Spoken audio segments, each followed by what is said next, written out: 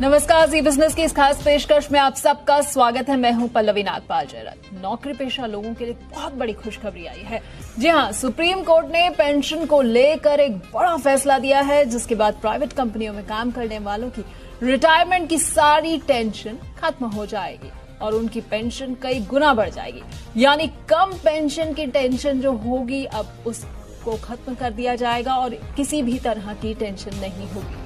तो क्या है पूरा मामला और कैसे आपकी रिटायरमेंट भी बढ़िया रहेगी, ये हम आपको बताएंगे और हमारे साथ एक्सपर्ट्स भी जुड़ेंगे। लेकिन सबसे पहले आप ये रिपोर्ट देखिए।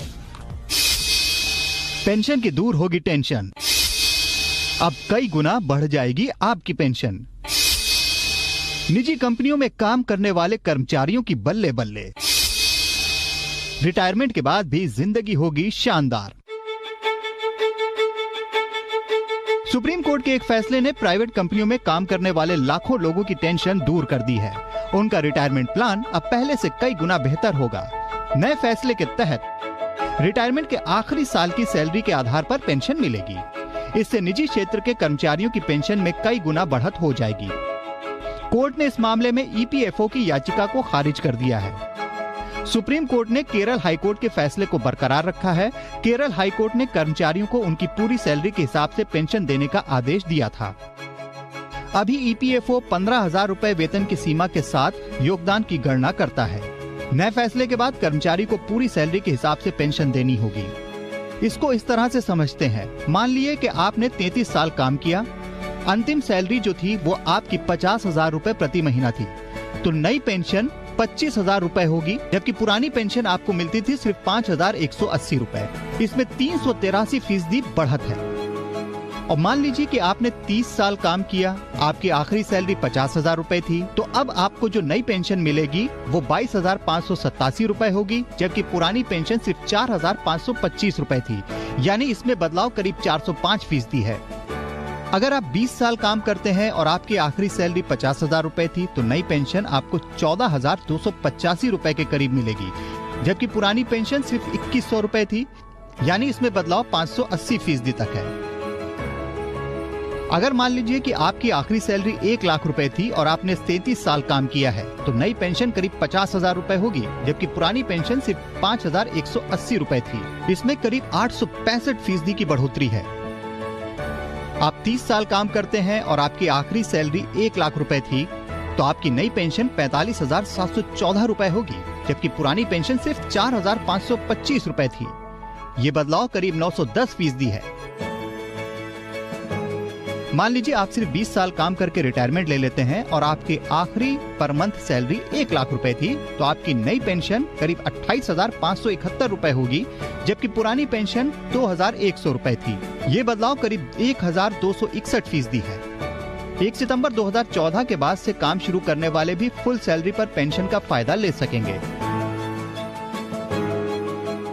कर्मचारी के प्रोविडेंट फंड में थोड़ी कमी आएगी, क्योंकि ज्यादा हिस्सा पीएफ की जगह ईपीएस यानी पेंशन फंड में जाएगा। लेकिन नए नियम से पेंशन बहुत ज्यादा बढ़ जाएगी। पीएफ में कमी का कोई असर नहीं पड़ेगा।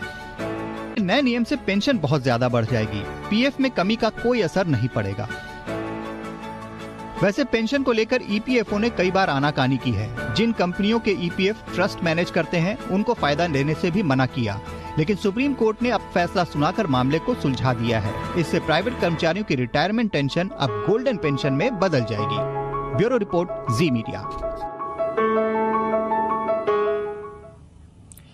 तो आपके रिटायरमेंट की सारी टेंशन अब खत्म हो जाएगी, क्योंकि आपकी पेंशन कई गुना बढ़ जाएगी। जी हाँ, तो कैसे ये सब होगा, कितना आपको फायदा होने वाला है, इस पर चर्चा करने के लिए हमारे साथ खास मेहमान जुड़ रहे हैं। सबसे पहले परिचय करा देते हैं उनसे।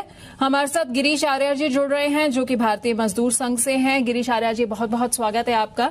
साथ ही हमारे साथ टैक्स एक्सपर्ट विजन जी भी जुड़ रहे हैं। विजन जी, आपका भी बहुत बहुत स्वागत है।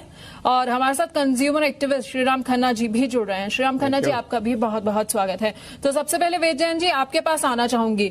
क्या लगता है कितना फायदा हुआ नौकरी पेशा लोगों को नजर, क्योंकि ये पूरी रिपोर्ट ये सुबह से जब से खबर आई हुई है तब से लोग काफी खुश रहे, और जो अपनी रिटायरमेंट की प्लानिंग को लेकर परेशान रहते थे उनकी तो खुशी का कोई आज कोई ठिकाना ही नहीं दिख रहा है। देखिए, जजमेंट तो एक अच्छी जजमेंट है, पर्टिकुलरली उन एम्प्लॉयज के लिए जिनकी सैलरी 15,000 रुपए से ज्यादा है, क्योंकि जो 2014 में अमेंडमेंट की गई थी उसका उद्देश्य ये था कि एक पेंशन फंड जो एक एम्प्लॉयर के कंट्रीब्यूशन से क्रिएट किया जाता है वो सबके लिए इक्विटेबल है और बराबर है। और क्योंकि इस व्यवस्था में ईपीएफ और ये जो स्कीम बनाई गई थी ये ध्यान में रख के बनाई गई थी जो वर्कर जिनकी सैलरी कम है उनको बेनिफिट ज्यादा मिले, और ऐसा नहीं हो कि पेंशन फंड का एक बड़ा हिस्सा उन लोगों के हिस्से में चला जाए जिसकी सैलरी ज्यादा है। तो उसके लिए जो ये अमेंडमेंट, ये नोटिफिकेशन निकाले गए थे, उसको अब आप सुप्रीम कोर्ट ने, जो केरला हाई कोर्ट की जजमेंट जिसने क्वैश किया था, उसको अपहोल्ड कर दिया है।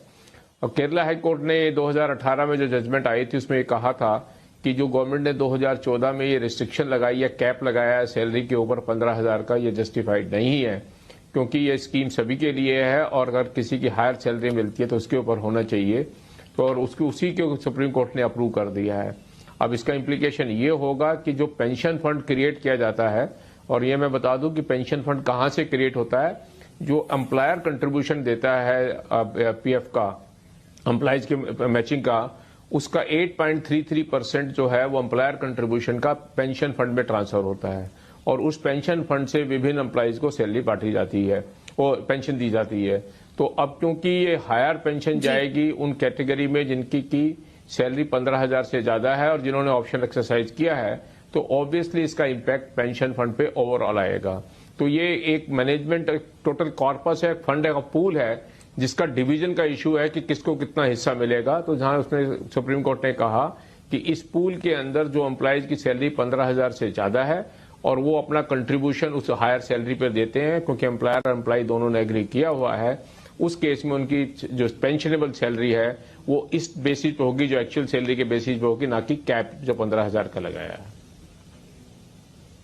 बिल्कुल, तो ये साफ है कि अब आपको बम्पर पेंशन जो है वो मिल सकती है और इसके साथ ही आपकी रिटायरमेंट की जितनी भी टेंशन है वो इसके साथ खत्म हो सकती है। तो गिरीश आर्या जी, इससे अच्छी खबर तो प्राइवेट सेक्टर में काम करने वालों के लिए तो कोई हो ही नहीं सकती है, क्योंकि प्राइवेट नौकरी जब करते हैं तो सबसे बड़ी टेंशन यही होती है कि रिटायरमेंट के बाद क्या होगा, बुढ़ापे में जाएंगे तो पेंशन तो मिलेगी नहीं, या मिलेगी तो बहुत ज्यादा नाम मात्र की मिलेगी, उसके बाद हमारे खर्चों का क्या होगा। तो शायद इससे अच्छी खबर तो प्राइवेट सेक्टर के लिए कोई नहीं दिख रही।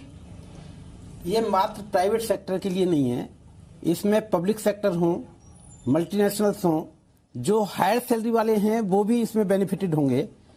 अभी मेरे पूर्व वक्ता जी ने जैसे कहा कि हायर सैलरी वाले इसमें ज्यादा बेनिफिटेड होंगे, क्योंकि अभी तक एक रेस्ट्रिक्शन थी कि 15,000 तक की जो रेस्ट्रिक्शन थी उस पर, उससे नीचे नीचे ही जो उसमें हो सकता था, और 1,250 रुपए उसमें कटते थे। अब ये सीलिंग